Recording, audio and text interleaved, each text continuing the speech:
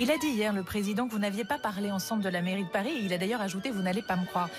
C'est vraiment vrai, il n'y a pas de deal, vous n'en avez pas parlé. Parce que ma nomination comme ministre de la Culture, c'est un enjeu national. Mais une semaine plus tôt, le jour de sa nomination, la future ministre raconte une autre histoire. Elle réunit une dizaine d'élus parisiens, les Républicains, en visioconférence. Qui choisir? On a fait connaissance un peu avec les candidats. Ouais. J'ai vu qu'Olivier avait une certaine culture G. Ouais. Je vais partir sur Annella. Je suis désolé.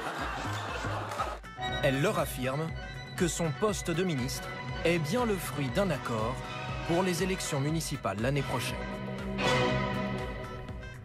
Il y a évidemment l'enjeu de la mairie de Paris, et donc j'ai l'assurance de l'enjeu de la mairie de Paris, et qu'on puisse gagner Paris, parce que c'est mon seul objectif. Difficile à comprendre. Nébuleux. Oui!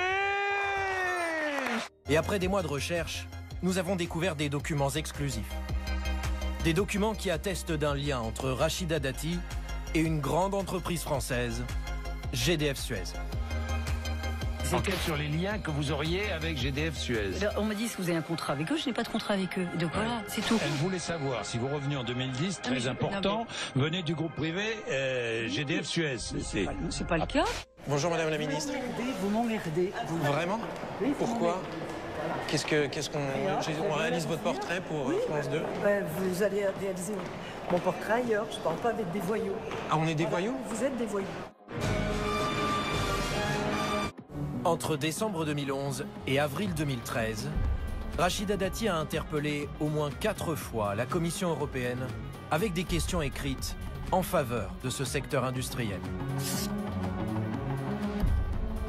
Le gaz est l'une des seules sources d'énergie capables de répondre aux enjeux que s'est fixés l'Union européenne. Le gaz s'intègre parfaitement dans une stratégie d'approvisionnement durable. Elle gère et... Oh!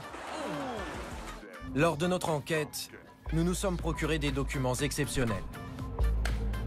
Ils révèlent l'existence d'un lien entre Rachida Dati et le groupe GDF Suez, contrairement à ce qu'elle a toujours déclaré. Sur ces fichiers comptables, on peut voir en octobre 2010 un paiement à venir de 149 500 €, intitulé « Dati, honoraire, GDF Suez ». Un deuxième, du même montant, chèque Dati, suivra en février 2011. Au printemps, il nous régale avec de la confiture de lys et gaulé. Si c'est en fait le cas, qu'elle a reçu ces sommes pour son travail législatif au Parlement européen, voilà, c'est un des plus grands scandales qu'on a eu au Parlement de corruption politique. Je pense que ce qui se passe à Gaza n'est pas du tout inhumain. Je vois à quel point les... Je permets de modérer votre propos, parce que je sais qu'aujourd'hui l'ARCOM est très vigilant.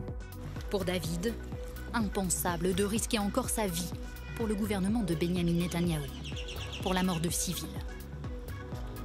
J'ai compris que c'était pas ça qui va nous ramener, soi-disant, ni les otages, ni la paix, ni la sécurité. Cette guerre, elle devient vraiment très très grave au niveau de ce qu'on fait aux Palestiniens. Quelqu'un qui, comme moi, dénonce la barbarie absolue du 7 octobre et qui dénonce aussi, sans être juif, les horreurs qui sont commises à Gaza, vous trouvez que c'est une grave erreur intellectuelle et morale de le dire? Oui, parce que je ne vois pas ces horreurs en question. Je ne les vois pas. Si je regarde la réalité, justement, je vois une armée qui pourrait écraser Gaza en 8 jours et qui met 2 ans à combattre parce qu'elle fait très attention à faire le moins de victimes civiles possible.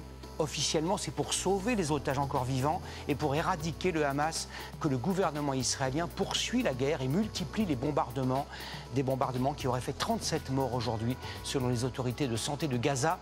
Les États-Unis ont une nouvelle fois empêché le Conseil de sécurité de l'ONU de réclamer un cessez-le-feu et l'accès humanitaire à Gaza. Les Américains dénoncent, je cite, un texte qui sape les efforts diplomatiques pour une trêve. Si on ne fait rien, d'ici 2030, il y aura plus de plastique que de poissons dans les océans. Les microplastiques se retrouvent dans la chaîne alimentaire. Nous mangeons l'équivalent d'une carte bancaire de microplastiques par semaine. Cela constitue un danger pour notre santé. Il faut agir. Des centres de tri face à des montagnes de vêtements. 100 milliards par an sont vendus dans le monde. Plus de 3 milliards en France. Les recycler devient une mission impossible. Alors depuis environ 6 mois, j'ai découvert une nouvelle passion. C'est quoi? C'est ça. Mais c'est tapis personnalisé. Mais c'est vachement bien, je le crois pas. C'est quoi ça? Les députés demandent l'abrogation de la réforme des retraites. Ils ont voté ce matin un texte à portée symbolique demandant le retour de l'âge légal de départ à 62 ans contre 64 aujourd'hui. 22% des arrêts maladie chez les moins de 30 ans sont liés à des troubles psychologiques. C'est 6 points de plus que la moyenne nationale.